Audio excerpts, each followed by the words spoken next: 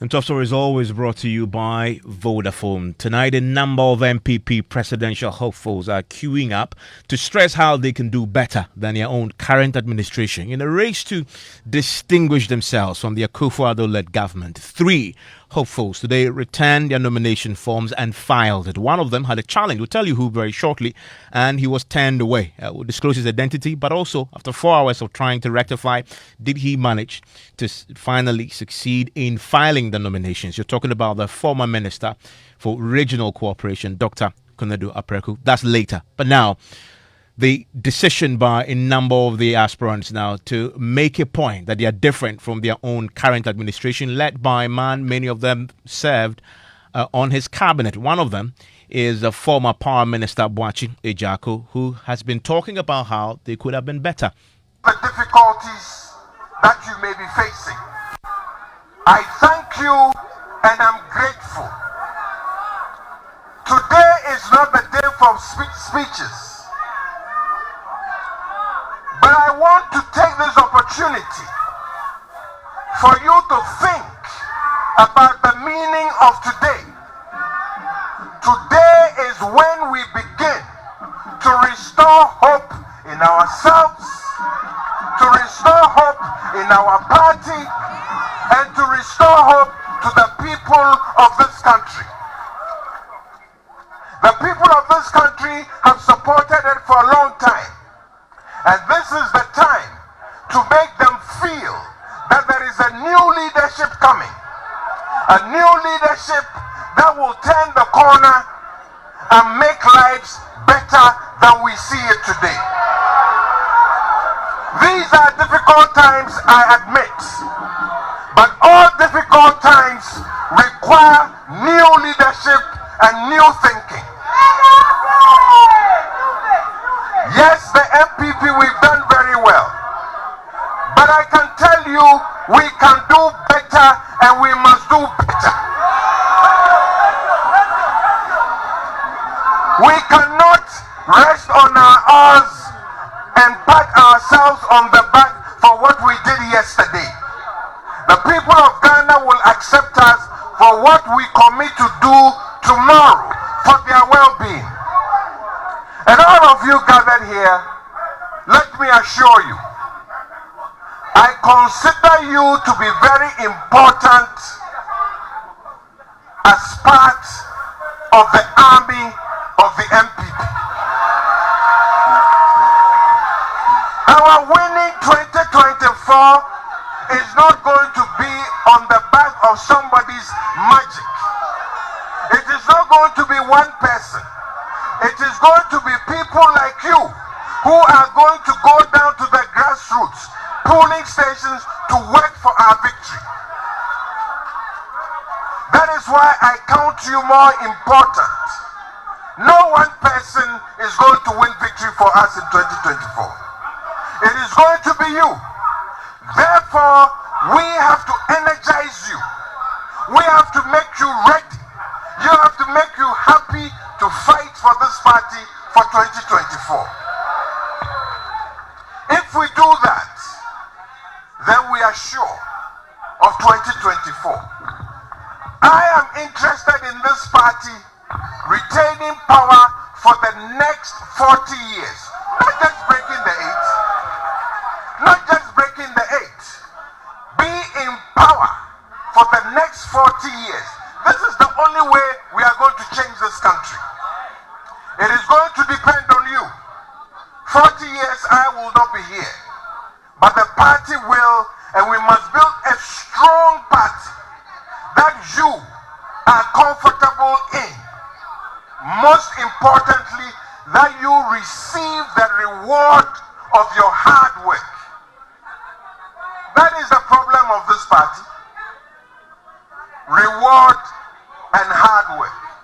And I commit to you, those who are gathered here and the silent majority of supporters around this country, that indeed the time is coming that you will receive your just reward for all the hard work you do for your party. And that, by the way, is Boakye Jaku, who used to be the Power Minister and that the current administration in the first term of Nana Addo Dankwa Akufo-Addo's administration. And indeed, he has been stressing, as you've just been listening there, his distinction and how he plans to do better than the government under which he served. Another man who recently left cabinet is Owusu Efiri-Akoto, also filing today and also indicating what he plans to do differently. Mbura, you were there. Yeah, so he intends to use the agricultural sector to take the economy out of what he calls the IMF trenches. According to him, his 6 years service under the Akufo-Addo government has laid the foundation. So if he's voted to lead the party and eventually wins the national elections, he will transform the economy. The same way I was able to bring agriculture to the front line of policy discussion, in the same way that agriculture will be used to take us out of the clutches of the IMF. Because the agricultural sector in this country has great potential, and we haven't even scratched the surface of it. During the 6 years of my service in the Akufo-Addo government, we laid the foundations, both in terms of programs, in terms of legislation, in terms of intellectual capacity and all that, to build an agriculture which will provide the finances, both foreign and local, to finance our industrial development, to finance our education, to finance our health, to finance our infrastructure, including motorways, farm tracks, and all the requirements that we need to make a good country.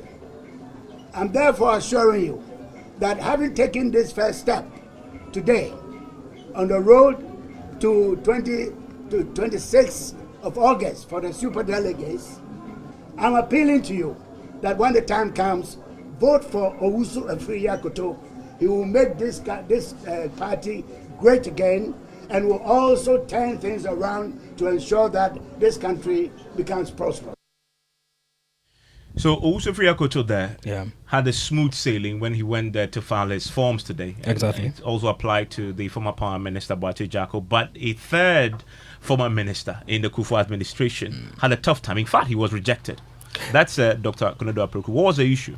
So he was actually the first aspirant to arrive at the party office in the morning, and he met the elections committee, and what we learned was that his forms were not complete. They were requesting for his CV and evidence of his personal contribution to the party. So that is what he had to go back, rearrange his documents, and then resubmit. So he was rejected the first time? Yes, he was rejected. How long did it take? It took about 4 to 5 hours before he came back, because he left there around 10:30 and then came back by 2:30.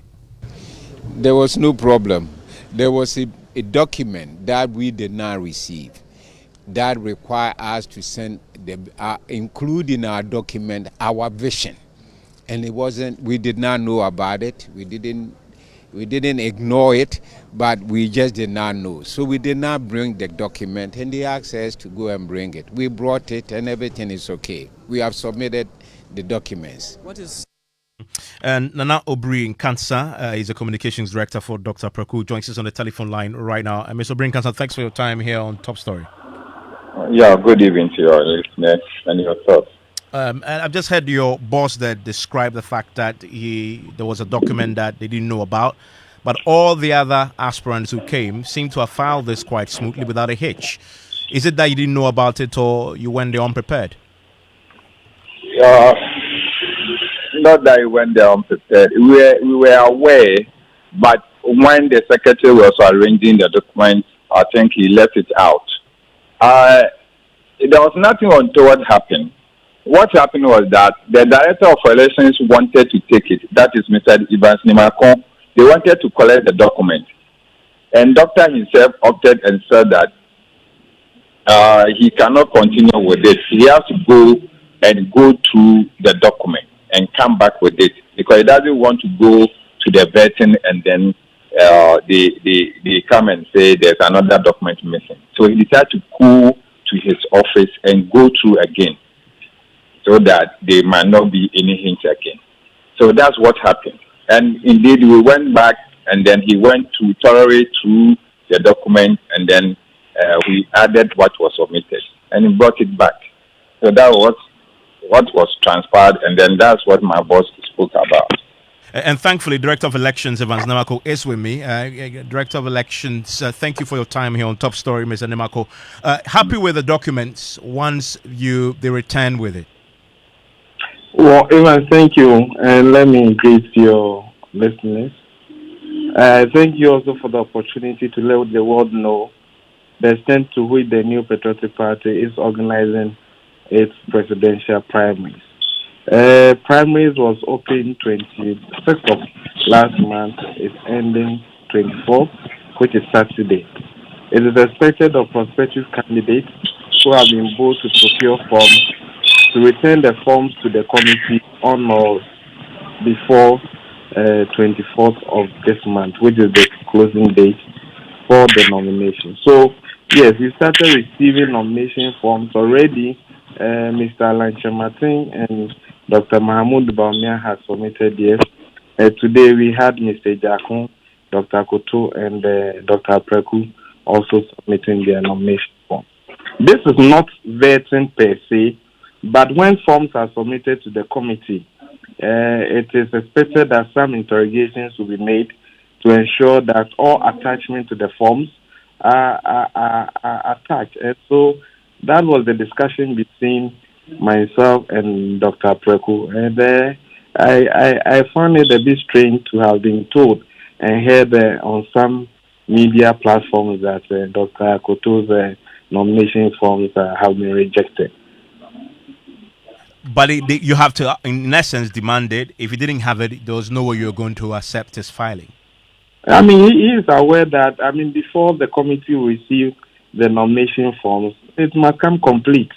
So it was on that basis that he had to go back to his office and come complete so that the forms will be received and handed over to the Okwe committee. The National Council, if you look at our constitution, it stipulates that the National Vetting Committee shall comprise of 3 members nominated by the National Council. We also have the chairman of the Council of Elders as a member and chairs of the standing committees of the National Council. So these are the composition of the vetting committee. And whilst nomination is open, it is the Director of Research and Elections who must see to it that all those requirements expected of candidates are fulfilled. So it was on that basis that Dr. Apreku was to go back and come complete. Stay with me. I want to quickly address one of the key trends emerging with these filings. Some of the individuals filing have been part of the administration, but of course have been careful to try and chart their own path. With me in the studio is the spokesperson for the Vice President, Dr. Mahmoud Baumia, Dr. Gideon Bwako. Doc, thanks for your time here on Top Story. Nice.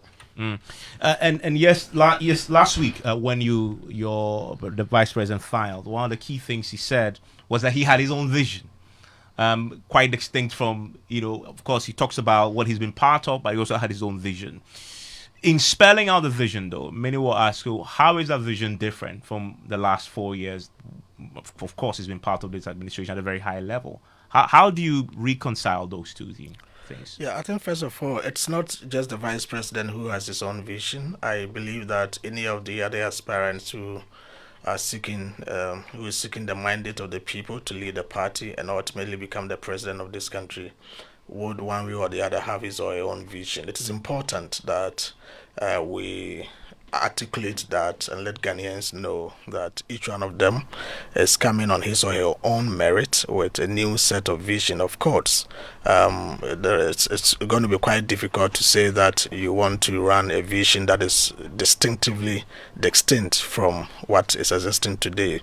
You may have some elements of the vision of this government, getting into the vision of the new leader, because we are one political party and we have common values and core values, and the values of the NPP are the values that our forefathers J.B. Danquah and Co. had set out for us. We believe in property owning democracy. We believe in private enterprise and all of that. So whichever vision that any of the new aspirants has will be anchored on the core values and the principles of the new patriotic party.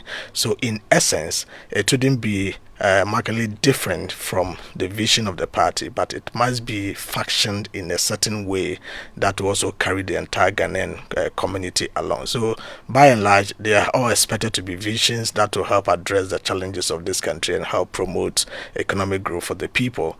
But it may have some elements of President Kufuor's vision, some elements of Kufuor's vision, and then whatever you want to carry. But by and large, it must be situated within the context of the values and the principles of the new patriotic party.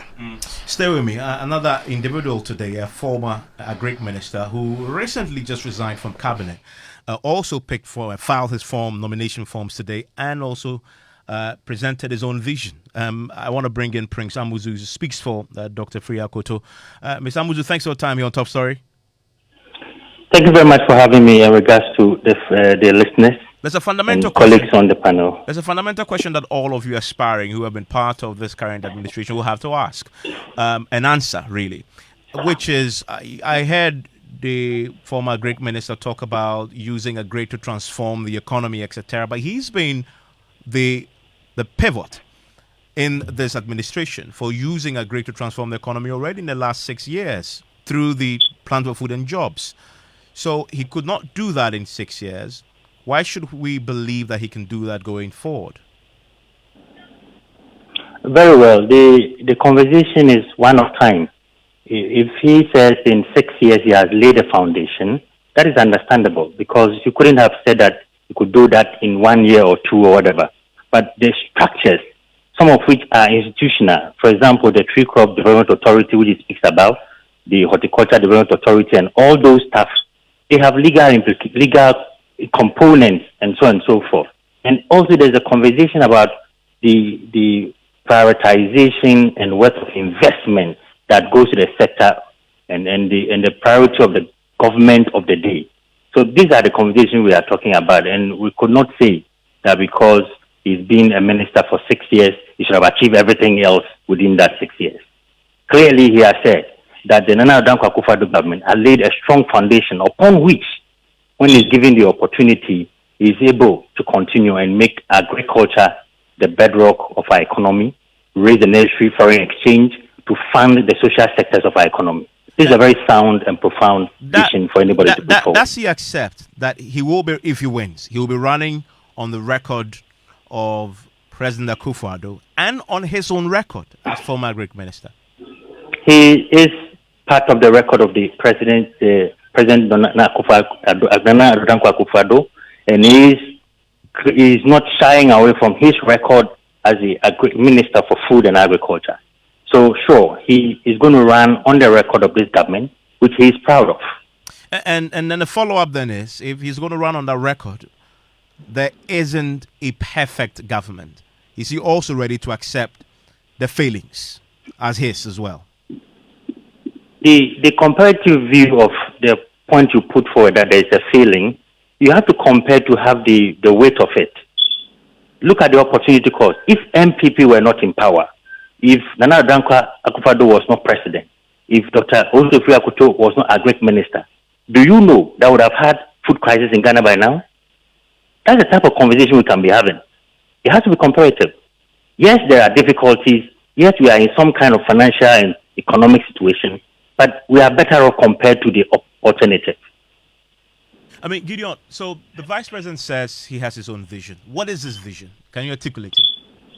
Yeah, I think if you look at the vision the vice president articulated, it cuts across energy efficiency, fiscal prudence, cut across economic growth, agriculture. But anchoring all of this is the application of technology to leapfrog the technology that we have to enter or embrace the fourth industrial revolution. So, for instance, in the area of agriculture, he thinks that, yes, we need to develop agriculture sector, but we need to leverage technology, data and systems for inclusive economic growth. And it's talking about the application of AI and all of that to leapfrog this to get to where we want to get to.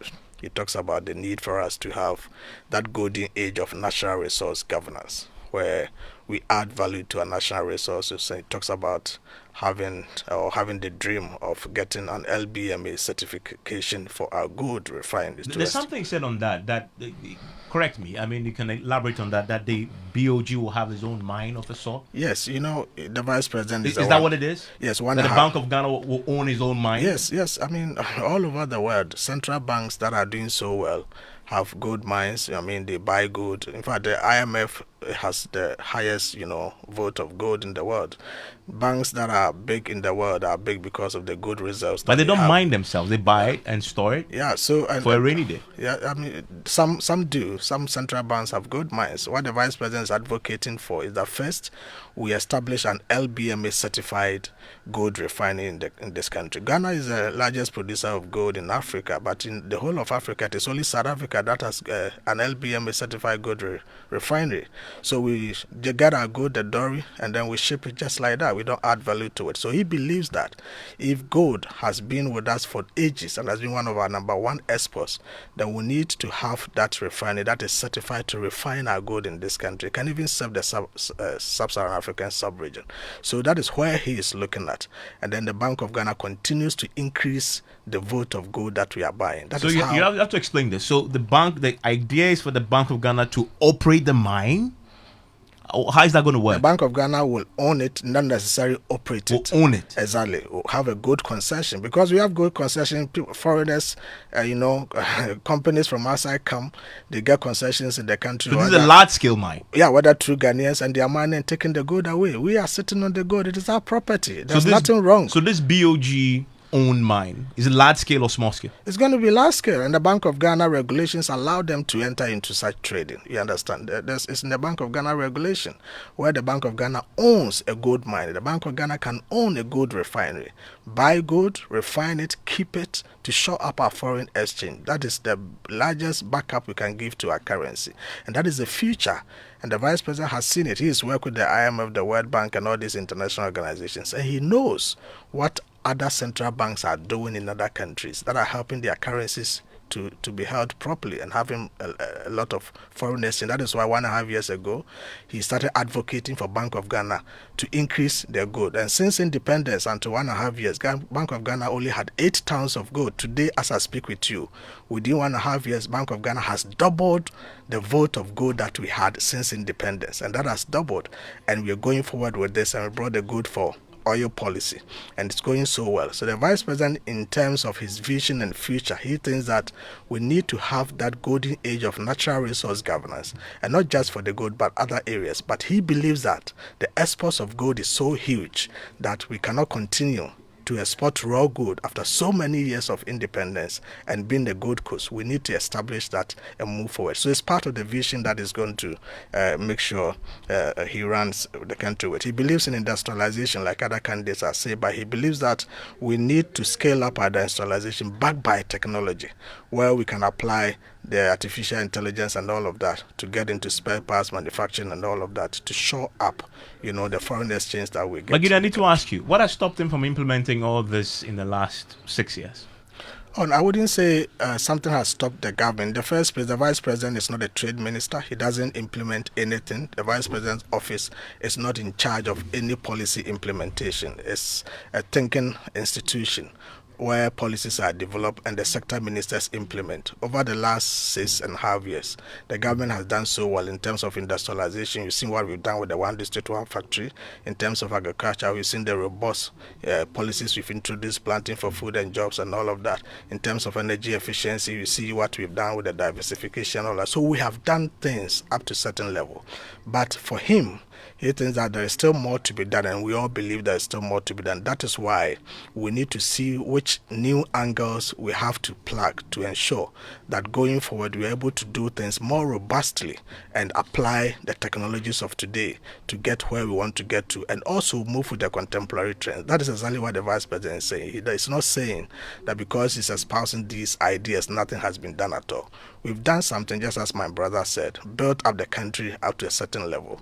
And the new leadership that is coming will also have to continue from where we are and bring some new ideas on board. That is basically what we're sharing now. Let me wrap up with Kwame Obiri-Nkansah, who is the communications director for Dr. Akonedo Apreku.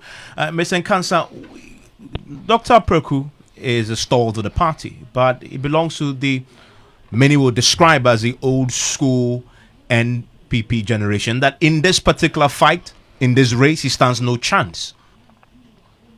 How do you respond to that? Hello, Mr. Obiri-Nkansah. We appear to have lost him on the line there. And I still have with me Prince Amuzu, who is a spokesperson for Efri Yakoto. Ms. Amuzu may have lost, in fact, all of them on the telephone line right now. And let me wrap up with you, Gideon, since you're still with me in the studio. So, Dr. Bawumia, in essence, last week was an official launch of the campaign because he filed. Are we going to be seeing him actually campaigning, because he's still a vice president who is the chairman of the economic management team?